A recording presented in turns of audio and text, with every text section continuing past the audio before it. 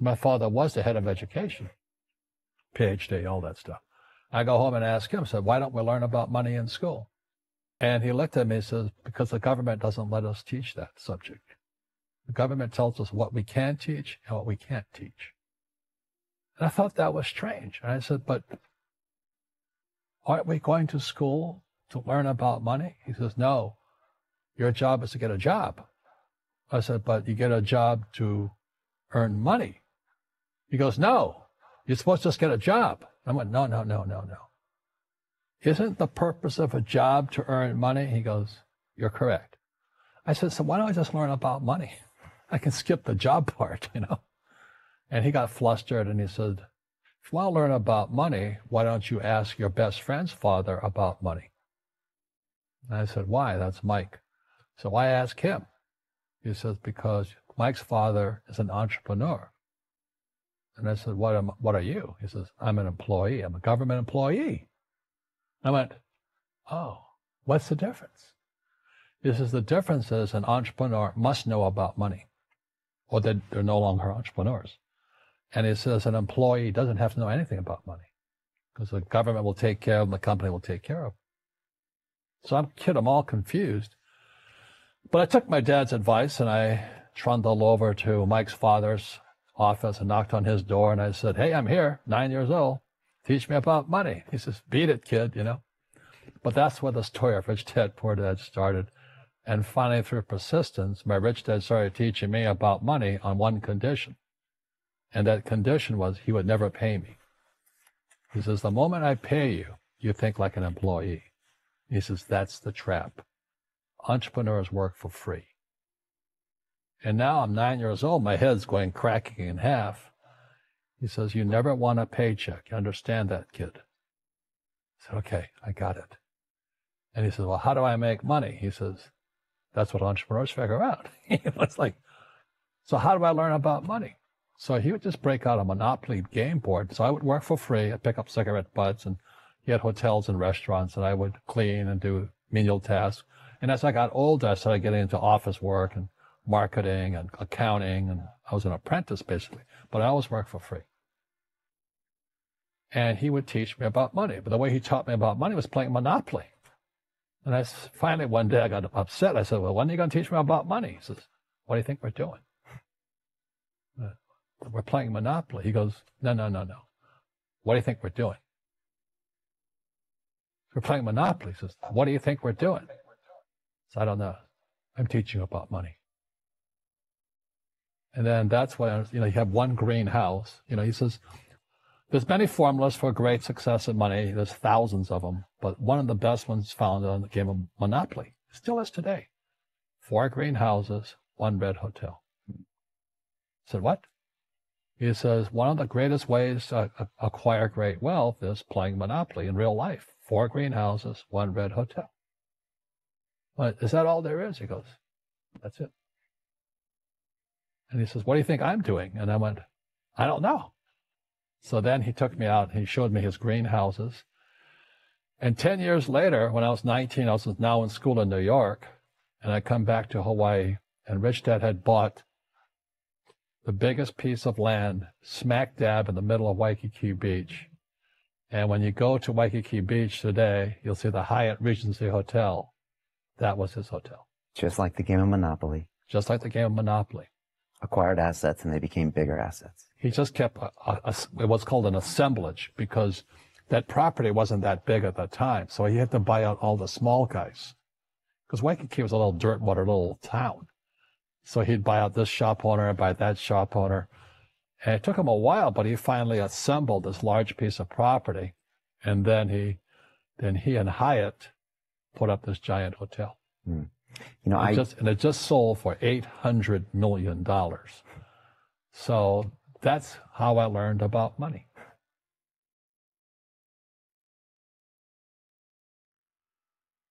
I've had financial crashes. I've had people stab me in the back, but they're all good because I grow from it. That's spirituality. People who are afraid of making mistakes, like they teach in school, they don't ever grow.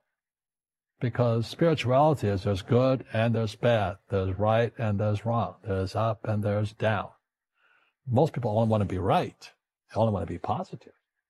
Well, you can't have that. That's not reality. Well, I wasn't poor by most people's standards, but I came from a family with a poor attitude, if you know what I mean.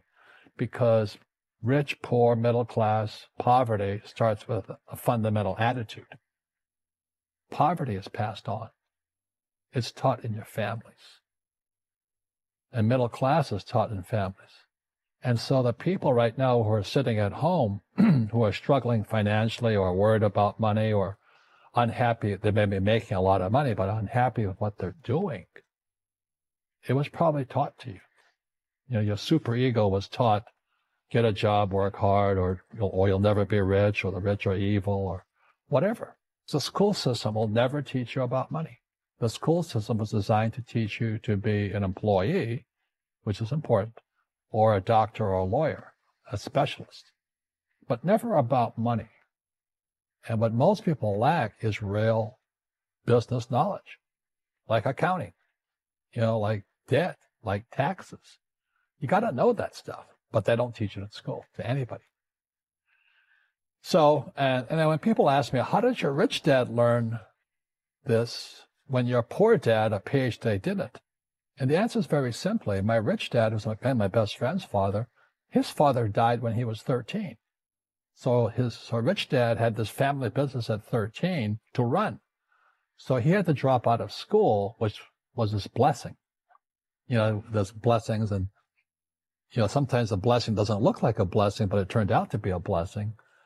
And then his teachers became his bookkeeper, his accountant, his attorney, his banker, his real estate agents. So he has what I call real teachers, not these fake teachers in school. You see, most teachers in school, they're out of ethics. They teach subjects they themselves don't practice. I asked the teacher, I said, I'm in my third year of calculus now. It was called strength of materials. I said, am I ever going to use this stuff? He goes, no. Said, why do you teach it? I get paid. I said, do you ever use it? He goes, no. And that's why, you have to, in life, one of the things I suggest to people, you got to find a real teacher versus a fake teacher. And a fake teacher is somebody who doesn't do what they teach. And a real teacher is doing what they teach every day. So my accountants, my attorneys, they're in it every single day. That's how I learn, because every day I'm solving problems in my business. So I have accountants and attorneys and bankers and all these people on speed dial because I'm solving problems with my team.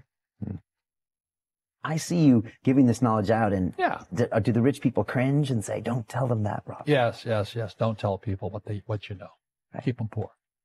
But unfortunately, the poor, as was in the Bible, I'm not real religious. The poor will always be amongst us because it starts up here. Right. It's that fear mentality.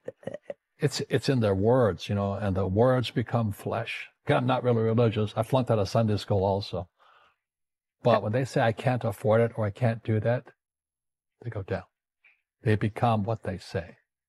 My PhD daddy says, what do you think I am, made of money? I can't afford that.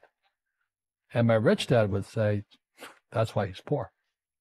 Poor people say, I can't afford it. I can't do that. I don't have time. Because it's an escape.